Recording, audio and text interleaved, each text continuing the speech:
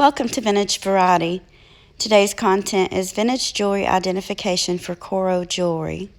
I'll be giving a little bit of background information about the company, talk about the different ways they sign their jewelry, and I'll also be giving a few tips on identifying their jewelry, along with showing my own personal collection of beautiful Coro jewelry.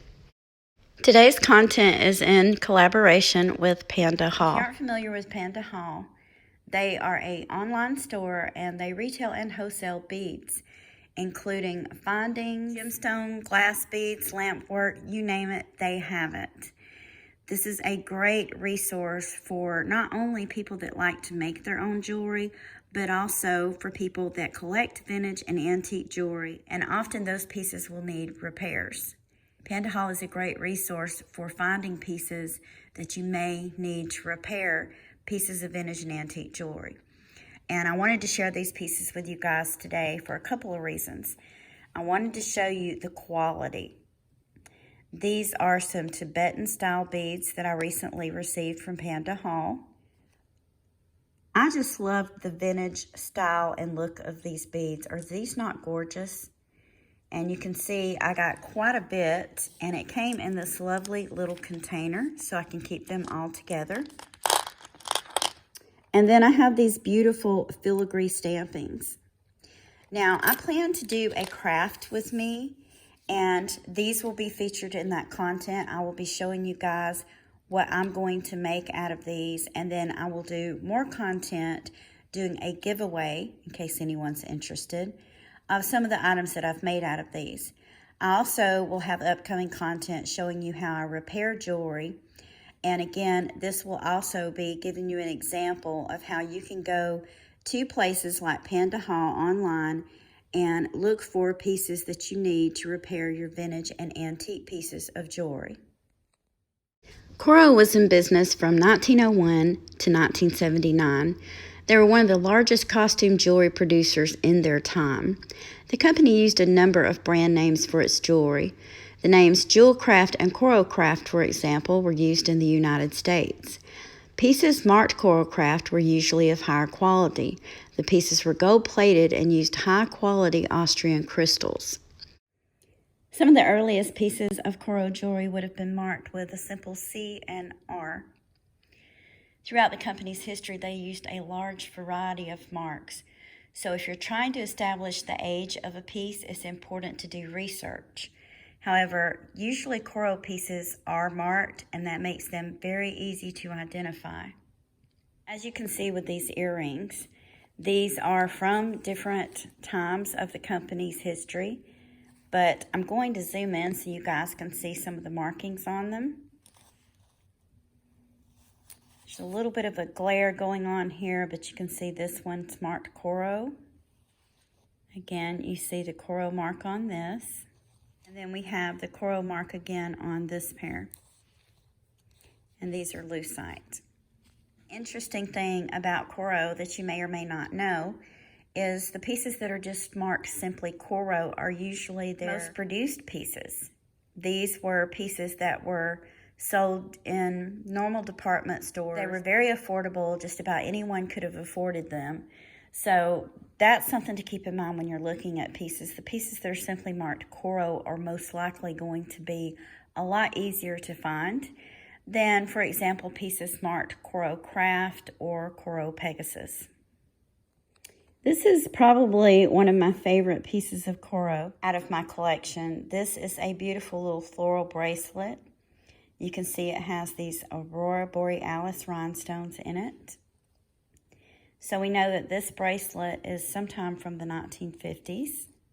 I just love floral jewelry, and I may do content on that in the future of just pieces of jewelry that are done in florals, but I'm going to zoom in so you can see the mark on this. And there's the mark on this piece.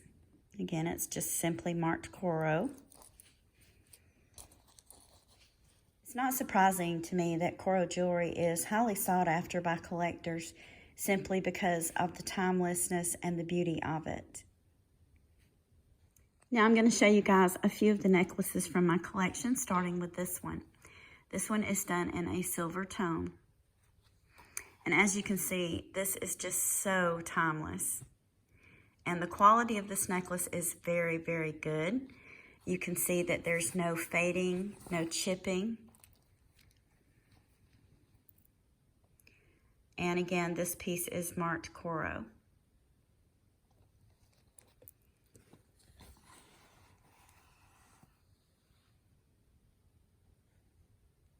Here's another piece from my collection, and I also have a bracelet that goes with this piece. Now, one thing that's pretty synonymous with Coro is the name Adolphe Katz. Adolphe Katz is well known by collectors. Many of the designs and patents were filed under his name. He was very well known when it came to the name Coro. However, what a lot of people don't realize is that he was never actually a designer for Coro. As you can see, this necklace has beautiful rhinestones. I absolutely adore the design of this. I also have the bracelet that matches up relatively well with this. And I will show you the signatures on these pieces. Now, this is the signature on the bracelet. It's simply signed Coro. And then the necklace, if you can make this signature out, this is on the actual pendant part of the necklace. This is signed Coro Craft. Pieces may not have been from the same grouping, but they certainly match and it's perfectly fine. Take a look at this beauty, guys. Is this not absolutely stunning? Again, this necklace is in excellent condition. There's no chipping, there's no discoloration. And just look at the lovely design of this. Again, this is another silver tone necklace. And again, this one is only signed Coro. As we move further along in the content, I'll also be talking a little bit about Coro necklaces and an easy way to identify them. This next set is a necklace and earrings. You can see the necklace has multi-strands. And this is the actual closure on this necklace. If you look at it, I like the way this looks with the closure worn kind of to the side at an angle. Earrings, these are convertible earrings. Some people call them convertible earrings. As you can see, they have both the clip-on back and the screw back. The correct name for this is the screw hinge clip-on. This is first patented in 1962. And it was considered a vast improvement to clip-on earrings because it combined the convenience of the hinge clip, but also the adjustable comfort of the screw back. It was kind of like the best of both worlds. It was an easy solution for on-the-go adjustments to the clip-on earrings.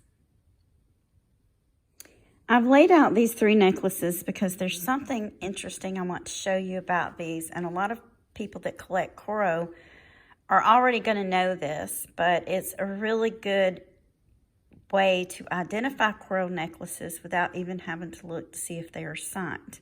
As I mentioned earlier, most pieces of Coro will be signed. All these necklaces that you see here, they all have something in common, and that something is they all have the hook closure.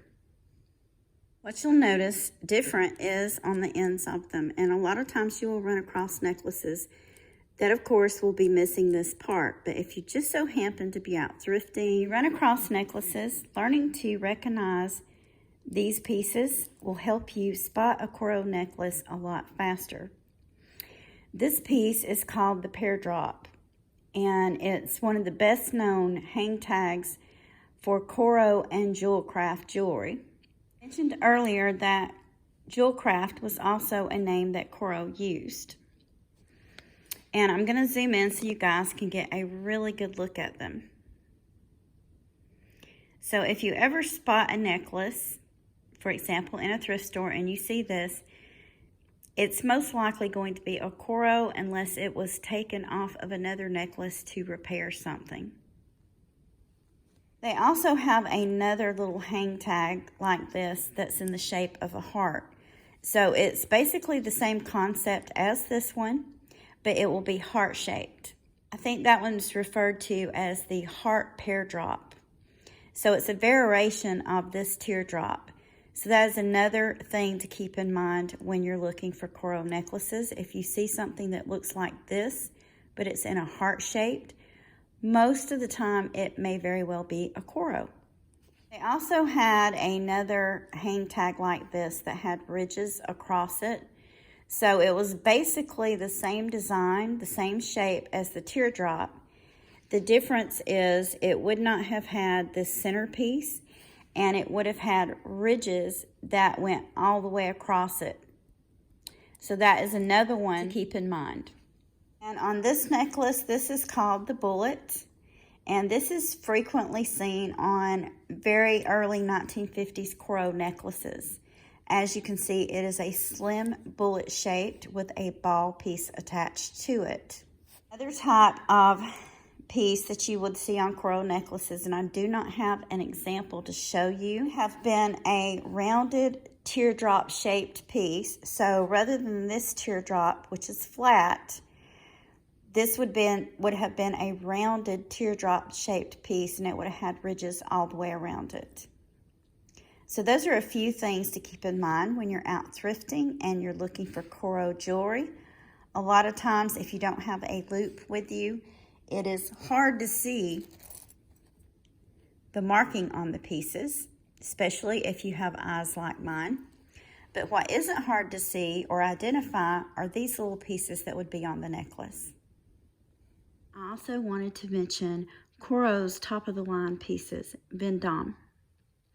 Vendome is also a highly sought-after name for collectors.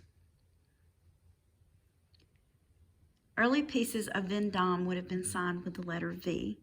Unfortunately, I do not have any pieces out to show you. I'm pretty sure I own some pieces of Vendome. It's just that right now I've been working on getting all my pieces separated and organized. And I'm telling you guys, it can be a real chore. But what I do want to mention about Vendome is the brand was created in 1944 and was a subsidiary of Coro. Vendome was a luxury line made of the highest quality materials for a wealthy clientele. Vendome separated from Coro in 1953 and was in business up until the late 70s. So the Vendome pieces that you run across, again, was a subsidiary of Coro, and they are going to be some of the top of the notch, highest quality pieces of costume jewelry. So in closing this content, I also want to give a big thank you to all of my subscribers and viewers for being very patient with me lately. I haven't been uploading quite as much content, and there is a very good reason for that. As many of you, or most of you, I assume know, I do work a full-time job, and this is the holiday season. I work in retail management, so I have been working a lot of hours, and I've also been working a lot of different shifts. So I do want to mention that I appreciate everyone's patience. The content that you see on my channel, this is my labor of love, and it is my hobby, but I have to squeeze making this content in between a very busy work week. And the hours that I work at my job, that doesn't even include the hours that I have to spend doing things that everybody has to do, such as housework and laundry and errands and grocery shopping. So I do want to thank you guys for being very patient with me.